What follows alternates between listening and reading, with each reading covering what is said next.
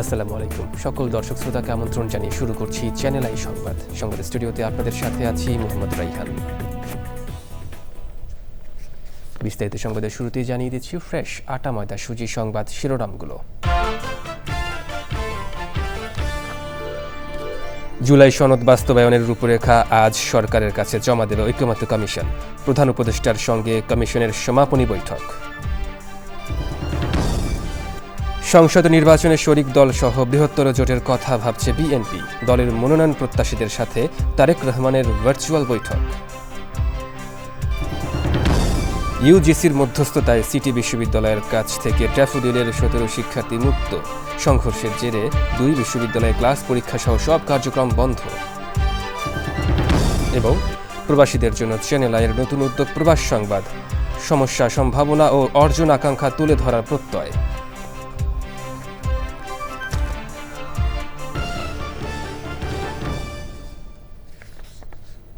দর্শক, সংবাদ শিরোনামগুলো জানাচ্ছিলাম। এখনকার এই সংবাদ আয়োজন একই সঙ্গে চ্যানেল আইয়ের ইউটিউব চ্যানেল এবং চ্যানেল আইয়ের ওটিটি প্ল্যাটফর্ম আই স্ক্রিনে লাইভ স্ট্রিম হচ্ছে।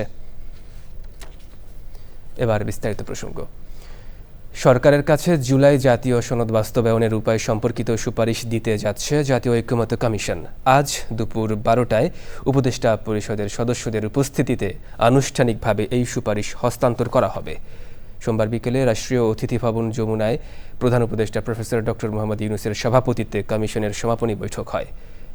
বৈঠকে জাতীয় ঐক্যমত্য কমিশন গঠনের পর থেকে চূড়ান্ত সুপারিশ প্রদান পর্যন্ত সমস্ত ডকুমেন্ট, আলোচনার অডিও, ভিডিও ও ছবি সংরক্ষণের উপর গুরুত্ব আরোপ করেন প্রধান উপদেষ্টা।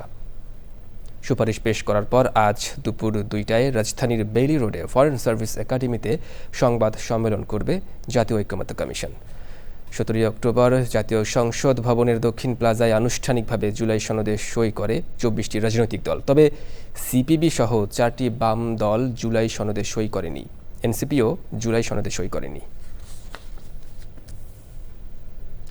বিএনপির স্থায়ী কমিটির সদস্য সালাহউদ্দিন আহমেদ জানিয়েছেন, জাতীয় নির্বাচনকে সামনে রেখে প্রতিটি আসনের একাধিক প্রার্থীর সঙ্গে তারা কথা বলছেন। তাদের মূল লক্ষ্য ঐক্য। যুব দলের প্রতিষ্ঠা বার্ষিকীর কর্মসূচিতে তিনি বলেন, শরিক দল সহ বৃহত্তর জোটের কথা ভাবছে বিএনপি। কেউ যেন বিভেদের কথা না বলে সেই আহ্বান জানিয়েছেন তিনি। রাহুল রায়ের রিপোর্ট। নানা আয়োজনে উদযাপন করা হচ্ছে বিএনপির অন্যতম সহযোগী সংগঠন জাতীয়তাবাদী যুব দলের 47তম প্রতিষ্ঠাবার্ষিকী। সকাল থেকেই বিএনপির প্রতিষ্ঠাতা ও শহীদ রাষ্ট্রপতি জিয়াউর রহমানের সমাধিস্থলে আসতে থাকেন যুবদলের নেতাকর্মীরা। পরে দলের কেন্দ্রীয় নেতাদের সঙ্গে নিয়ে শ্রদ্ধা জানান বিএনপির স্থায়ী কমিটির সদস্য সালাহউদ্দিন আহমেদ। আশা করি ইনশাআল্লাহ এই দেশ একটি তারুণ্য নির্ভর বাংলাদেশ হবে, যুবকদের কর্মসংস্থান নির্ভর বাংলাদেশ হবে, যুবকদের এবং তারুণ্যের চিন্তা চেতনা নির্ভর, প্রযুক্তি নির্ভর, মেধা নির্ভর বাংলাদেশ নির্মাণ হবে। এই তরুণদেরকে, যুবকদেরকে, তাদের ভাবনাকে, রাজনৈতিক ভাবনাকে, চিন্তা চেতনাকে আমরা আত্মস্থ করেই এই জাতি আমরা এগিয়ে যাব। তিনি জানান, জাতীয় নির্বাচন সামনে রেখে নিয়মিতভাবে দলীয় প্রার্থীদের সঙ্গে কথা বলছে বিএনপির হাইকমান্ড। আমরা সমগ্র বাংলাদেশে আসন ভিত্তিক সকল যোগ্য প্রার্থীদের, একাধিক যোগ্য প্রার্থীদের সাথে আমরা কথা বলেছি। এটা তারই প্রক্রিয়ার একটি অংশ। আমরা একই মেসেজ দিতে চাই, যাতে আমাদের দলের ভিতরে ঐক্য থাকে, জাতির মধ্যে ঐক্য থাকে, যাদের সাথে আমরা যুগপৎ আন্দোলন করেছি এবং অন্যান্য একটা বৃহৎ জোটের জন্য আমরা চিন্তা করছি, সবাইকে নিয়ে ঐক্যবদ্ধভাবে যাতে আমরা আগামীতে এই নির্বাচনী বৈতরণে পার হতে পারি। তবে জাতির মধ্যে ঐক্যটাই হচ্ছে আমাদের সবচেয়ে বড় শক্তি। সেই ঐক্য বজায় রাখার জন্য কেউ যাতে বিভেদের পথে না যায়, সেই মেসেজটা আমরা দিচ্ছি। ঐক্যবদ্ধভাবে সুন্দর বাংলাদেশ গড়ে তোলার আহ্বান জানিয়েছেন বিএনপির এই নেতা। রাহুল রায়, চ্যানেল আই, ঢাকা। ত্রয়োদশ সংসদ নির্বাচনে দলীয় মনোনয়ন প্রত্যাশীদের সাক্ষাৎকার নিচ্ছে বিএনপি। গুলশানে বিএনপি চেয়ারপারসনের কার্যালয়ে এ সাক্ষাৎকার নেওয়া হচ্ছে। সোমবার 5 বিভাগের মনোনয়ন প্রত্যাশীদের সাথে ভার্চুয়ালি অংশ নেন বিএনপির ভারপ্রাপ্ত চেয়ারম্যান তারেক রহমান। এ সময় বিএনপি মহাসচিব ও দলের স্থায়ী কমিটির সদস্য সহ পার্লামেন্টারি বোর্ডের সদস্যরা ছিলেন। মইনুল হাসানের রিপোর্ট। ত্রয়োদশ জাতীয় সংসদ নির্বাচন সামনে রেখে চলতি মাসে 200 আসনে একক প্রার্থীকে সবুজ সংকেত দেওয়ার চেষ্টায় বিএনপি। তারই ধারাবাহিকতায় বিএনপির মনোনয়ন প্রত্যাশীদের সঙ্গে দ্বিতীয় দিনের মতো ভার্চুয়ালি বৈঠক করেছেন বিএনপির ভারপ্রাপ্ত চেয়ারম্যান তারেক রহমান। সোমবার বরিশাল, খুলনা, সিলেট, রাজশাহী এবং ঢাকা বিভাগের মনোনয়ন প্রত্যাশীরা সাক্ষাৎকারে অংশ নেন। সাক্ষাৎকারের সময় নির্বাচনে ঐক্যবদ্ধভাবে কাজ করতে মনোনয়ন প্রত্যাশীদের পরামর্শ দেওয়া হয়েছে। আমাদের ছেলেমেয়েরা যাতে পৃথিবীর সাথে কম্পিটিশন করে টিকে থাকতে পারে, নিজেদেরকে এস্টাবলিশ করতে পারে, শিক্ষার মান বৃদ্ধি করব। আমি যোগাযোগ খাতে উন্নয়নের জন্য কাজ করব, মানুষের সুযোগ সুবিধা নিয়ে কাজ করব, হাওর অঞ্চলের বেড়িবাঁধ নিয়ে কাজ করব। মেহেন্দিগঞ্জের সাথে বরিশাল যাতে সড়ক পথে যোগাযোগ হয় সেই ব্যবস্থা করব। রাজনীতিটা শুধু মনোনয়ন পেলেই না, রাজনীতি জনগণের জন্য কাজ করা। আমি নমিনেশন পেলে আমার এলাকার জন্য আমি বেশ কিছু শিল্প মিল কলকারখানা আমি তৈরি করব। 17টা ইউনিয়ন, একটি পৌরসভা, অন্তত আমি একটা মডেল উপজেলা, মডেল আসন আমি অন্তত এই দলকে উপহার দিব। যোগাযোগ এবং শিক্ষা অগ্রাধিকার দিব। প্রাণের দাবি জনগণের যেগুলো আছে সেগুলোকে গুরুত্ব মনে করে সেই কাজগুলো সবার আগে করব। এই দলকে বাঁচায় রাখার জন্য আমাদেরকে ঐক্যবদ্ধভাবে কাজ করতে হবে। যাকে মনোনয়ন দেওয়া হবে তার পক্ষে ঐক্যবদ্ধভাবে যাতে আমরা বিজয় ঘোষণা করতে পারি সেভাবে আমাদের কাঁধে কাঁধ মিলিয়ে কাজ করার জন্য তিনি নির্দেশনা দিয়েছেন। আমাদের ভারপ্রাপ্ত চেয়ারম্যান মহোদয় তারেক রহমান সাহেব আমাদের সকল প্রার্থীদের একটা বিষয় তাগিদ দিয়েছেন বারবার, যে ঐক্য ঐক্য ঐক্য। উনি একতার কোনো বিকল্প নাই। বরাবরই বিশ্বাস করি ব্যক্তির চেয়ে দল বড়, দলের চেয়ে দেশ বড়। বিএনপির পক্ষ থেকে একাধিক মনোনয়ন প্রত্যাশীদের মধ্যে বঞ্চিতদের নানাভাবে মূল্যায়নের আশ্বাসও দেওয়া হয়েছে। Monirul Hasan, channel I, Dhaka. ইউজিসির মধ্যস্থতায় ড্যাফোডিল ইউনিভার্সিটির সব জিম্মি শিক্ষার্থীকে ছেড়ে দিয়েছে সিটি ইউনিভার্সিটির শিক্ষার্থীরা। এখনও একজন নিখোঁজের দাবি করেছে ড্যাফোডিল কর্তৃপক্ষ ও স্বজনরা। জিম্মিদের উদ্ধার করে উত্তরা আধুনিক হাসপাতাল ও সাভারের এনাম মেডিকেলে ভর্তি করা হয়েছে। দুটি বিশ্ববিদ্যালয়ের ক্লাস পরীক্ষা সহ সব কার্যক্রম বন্ধ রয়েছে। রিয়াজ ইসলামের রিপোর্ট। তুচ্ছ ঘটনাকে কেন্দ্র করে সাভারের ড্যাফোডিল ইন্টারন্যাশনাল ইউনিভার্সিটি ও সিটি ইউনিভার্সিটির শিক্ষার্থীদের মধ্যে রোববার রাতভর সংঘর্ষ ও ধাওয়া পাল্টা ধাওয়া। এ ঘটনায় আহত হন অনেক শিক্ষার্থী। ভাঙচুর ও আগুন দেওয়া হয় 20টি বাস ও প্রাইভেট কারে। রাতে ও সকালে ড্যাফোডিল ইউনিভার্সিটির 17 জন শিক্ষার্থীকে ধরে নিয়ে যায় সিটি ইউনিভার্সিটির শিক্ষার্থীরা। ইউজিসির মধ্যস্থতায় সোমবার বিকেলে শিক্ষার্থীদের ছেড়ে দেন তারা। আমার রুমে ছিলাম আমরা একসাথে প্রায় 12 থেকে 15 জনের মতো। সবারই মোটামুটি হাত ভাঙছে, মাথা ফাটছে, মানে খুবই বাজে অবস্থা। আর আমাদের অ্যাটাকিং আসছে, আমাদের আগুন জ্বালাই দিচ্ছে, আমাদের বাসে আগুন জ্বালাই দিচ্ছে, মারধর করতে আমাদের ভিতরে চলে গেছে। এখান দিয়ে যাইতে যাইতে মেয়ে হোস্টেল পর্যন্ত চলে গেছে। তবে এখনও স্বজনের খোঁজে ড্যাফোডিলে আসছেন অনেকে। ইউনিভার্সিটি বন্ধ তাও জানে না। তারপর আসছে পর এখানে 4টার সময় কথা হয়েছে, প্রায় বাসায় যেতে ঘন্টাখানিক লাগে সাগরের দিকে। তারপর আমি তখন থেকে ফোন দিতেছি, মেসেজ দিতেছি, কোনোটাই ধরতেছে না। আজকে সকালে আসছে এই জায়গায়, আমি খবর পাই আইসি, এরপর আর কিছু আমি কইতে না। সিটি ইউনিভার্সিটির বিরুদ্ধে ছাত্রদের জোরপূর্বক বক্তব্য নেওয়ার অভিযোগ করেছে ড্যাফোডিল কর্তৃপক্ষ। আমাদের বাচ্চাগুলি হয়তো কোনো ভুল করেছেই করছে। এখন আমি দেখতেছি যে এটা তো পরিকল্পিতভাবে জবানবন্দি কেন নিতে হবে? শিক্ষা মন্ত্রণালয়কে আমরা জানিয়েছি, আমরা ল এনফোর্সমেন্ট এজেন্সি, আমাদের মন্ত্রণালয়, শিক্ষা উপদেষ্টা সহ সকলকে সঠিক পদ্ধতিতে জানিয়েছে। ক্লাস পরীক্ষা সহ সব কার্যক্রম বন্ধ রয়েছে। অপ্রীতিকর ঘটনা এড়াতে আইনশৃঙ্খলা বাহিনীর বাড়তি সদস্য টহল দিচ্ছে। রিয়াজ ইসলাম, চ্যানেল আই, সাভার। 6 মহাদেশে ছড়িয়ে থাকা প্রায় 2 কোটি বাংলা ভাষাভাষী প্রবাসীদের জন্য চ্যানেল আইয়ের নতুন উদ্যোগ প্রবাস সংবাদ যাত্রা শুরু করেছে। প্রবাস সংবাদের আনন্দঘন আনুষ্ঠানিক উদ্বোধন অনুষ্ঠানে চ্যানেল আই কর্তৃপক্ষ জানিয়েছে, প্রবাসীদের সুখ দুঃখ, অর্জন ও আকাঙ্ক্ষা তুলে ধরবে এই নতুন সংবাদ পর্ব। জাকিয়া আক্তারের রিপোর্ট। নিউ ইয়র্ক, যুক্তরাষ্ট্র, সাগরকন্যার দেশ পর্তুগাল থেকে। হৃদয়ে বাংলাদেশ, প্রবাসেও বাংলাদেশ, এই স্লোগানে 26শে অক্টোবর থেকে শুরু হয়েছে চ্যানেল আইয়ের নতুন সংবাদ পর্ব প্রবাস সংবাদ। বাংলাদেশ সময় প্রতিদিন ভোর 5টায় প্রচার হচ্ছে এই সংবাদ বুলেটিন। চ্যানেল আই, হৃদয়ে বাংলাদেশ, প্রবাসেও বাংলাদেশ।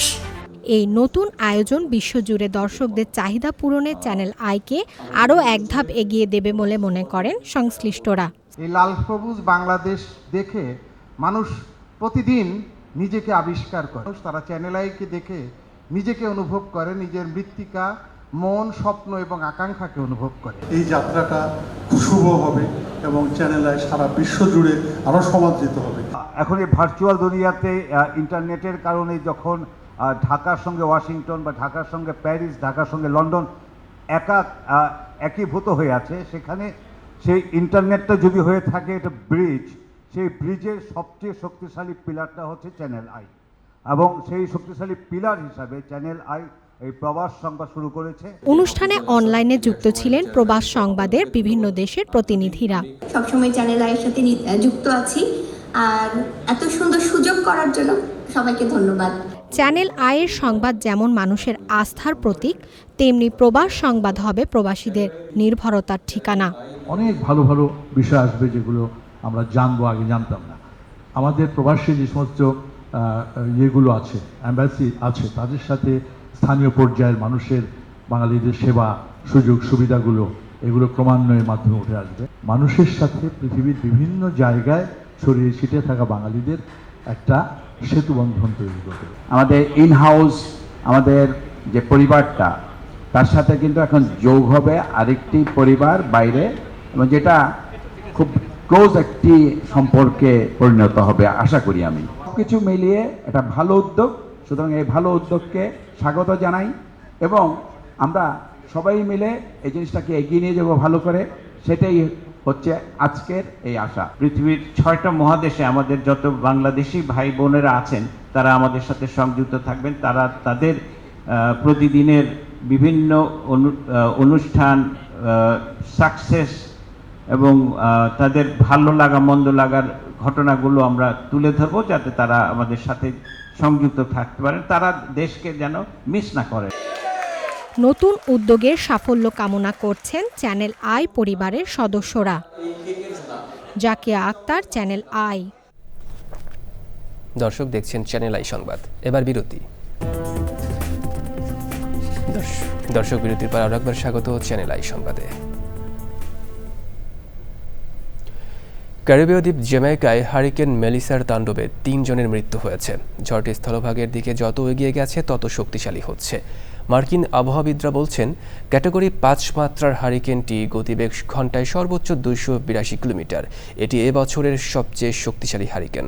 মেলিসা আগামী 5 দিন যাবৎ অবস্থান করতে পারে। যুক্তরাষ্ট্রের ন্যাশনাল হারিকেন সেন্টার NHC জানায় দ্রুত শক্তিশালী হতে থাকা ঝড়টি জ্যামাইকা এবং দক্ষিণ হিস্পানিওলা জুড়ে ভয়াবহ বন্যা, ভূমিধস এবং জলোচ্ছ্বাসের মতো বড় প্রাকৃতিক বিপর্যয় ঘটাতে পারে। এবার নিটল টাটা কৃষি সংবাদ।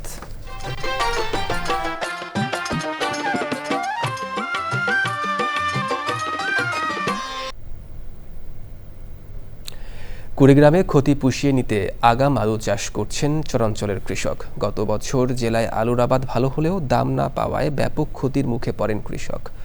এবার ভালো দামের আশায় চরাঞ্চলগুলোতে আগাম আলুর চাষ করছেন তারা।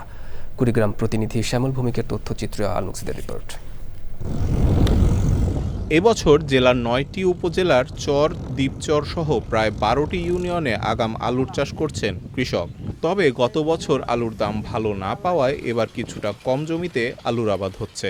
চরাঞ্চলে জমি তৈরি, সার প্রয়োগ সহ আলু লাগানোর কাজে ব্যস্ত সময় পার করছেন কৃষিজীবীরা। আলু লাগাচ্ছি নতুন করে, আগুর আলু, শাকিদা আলু, সাদা আলু, যেগুলো ইম্পোর্ট হয়, বিদেশেও যায়, অন্যবার যায়, আশা করি এবারও যাবে। গেলবার আলু করছি 17 থেকে 18 একর, আলু বিক্রি করছি 9 টাকা 10 টাকা। কৃষক বলছে বাজারে ইউরিয়া, পটাশ, ডিএসপি ও টিএসপি সারের দাম অনেক বেশি। চড়া দামে সার কিনে আগাম আলু চাষ করছেন তারা। প্রচণ্ডভাবে তেলের দাম, সারের দাম বাড়ার কারণে লেবারের দাম বৃদ্ধি, এই কারণে আমরা মাঠে কীভাবে বাঁচবো, এই ক্ষেত্রে আমরা চাই যে সামনের জন্য আলুর দামটা বেশি পরিমাণ বৃদ্ধি হয়। জমির ভাড়া বেশি, তারপর লেবার খরচ বেশি, সার তেলের অভাব। চলতি মৌসুমে জেলায় আলু আবাদের লক্ষ্যমাত্রা ৭,১০০ হেক্টর, যা গত বছরের চেয়ে ৯০০ হেক্টর কম। গত বছর কৃষকরা যেভাবে আলু লাগিয়েছিলেন, এবছর সেই পরিমাণটা কিছুটা কম, তবে লক্ষ্যমাত্রা অর্জিত হবে বলে আমরা আশা করছি। আমাদের মাঠ পর্যায়ে যারা কর্মকর্তারা আছেন তারা কৃষকদের পাশে আছেন, তাদেরকে প্রয়োজনীয় পরামর্শ দিয়ে যাচ্ছে। প্রাকৃতিক দুর্যোগ না হলে ও আলুর দাম ভালো পেলে গত বছরের ক্ষতি পুষিয়ে নেয়ার আশা করছেন কৃষক। আল মুকসিদ, চ্যানেল আই। এবার প্রকৃতি সংবাদ।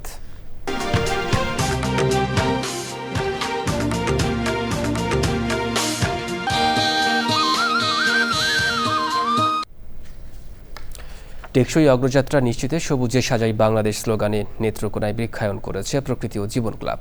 10টি উপজেলা সদর ও প্রান্তিক জনপদে সবুজায়নে সহযোগী ছিল কৃষি সম্প্রসারণ অধিদপ্তর খামারবাড়ি।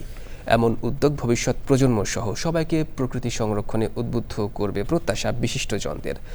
জাহিদ হাসানের তথ্য ও ভিডিওচিত্রে আফরোজা হাসির রিপোর্ট। নেত্রকোনায় প্রতিনিয়ত কমছে বনাঞ্চল। এর বিপরীতে সুপেয় পানির তীব্র সংকট, অতিবৃষ্টি, খরা ও বজ্রপাত সহ বৃদ্ধি পাচ্ছে প্রাকৃতিক দুর্যোগ। বিপন্ন বাস্তুতন্ত্র পুনরুদ্ধারে প্রকৃতি ও জীবন ক্লাবের সবুজায়ন। জেলার স্কুল কলেজ সহ গ্রামগঞ্জ, পাড়া মহল্লা, বাড়িরাঙ্গিনা, সড়কের পাশে রোপণ করা হয় হাজারো বৃক্ষ। তাল গাছ একটি খুবই উপকারী বৃক্ষ, যার ফলে আমরা অনেক প্রাকৃতিক দুর্যোগ থেকে রক্ষা পাই। যদি প্রত্যেকটি এলাকায় গাছ লাগানো হয় তাহলে পরিবেশ সুন্দর থাকবে।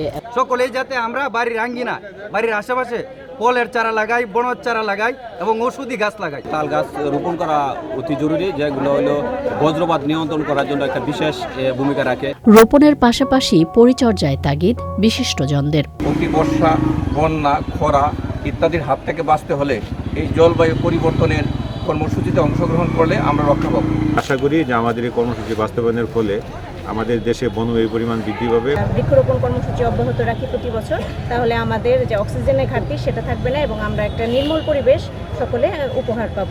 ভবিষ্যতের নিরাপদ আবাস নিশ্চিতে পরিবেশ সুরক্ষার আন্দোলন বেগবান করার আহ্বান সচেতন মহলের।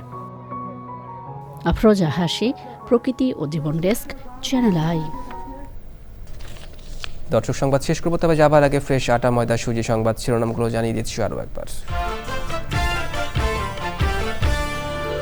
জুলাই সনদ বাস্তবায়নের রূপরেখা আজ সরকারের কাছে জমা দেবে ঐকমত্য কমিশন। প্রধান উপদেষ্টার সঙ্গে কমিশনের সমাপনী বৈঠক।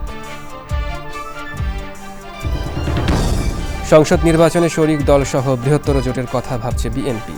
দলের মনোনয়ন প্রত্যাশীদের সাথে তারেক রহমানের ভার্চুয়াল বৈঠক। ইউজিসির মধ্যস্থতায় সিটি বিশ্ববিদ্যালয়ের কাছ থেকে ড্যাফোডিলের 17 জন শিক্ষার্থী মুক্ত। সংঘর্ষের জেরে 2 বিশ্ববিদ্যালয়ে ক্লাস পরীক্ষা সহ সব কার্যক্রম বন্ধ। এবং প্রবাসীদের জন্য চ্যানেল আইয়ের নতুন উদ্যোগ প্রবাস সংবাদ। সমস্যা, সম্ভাবনা ও অর্জন আকাঙ্ক্ষা তুলে ধরার প্রত্যয়।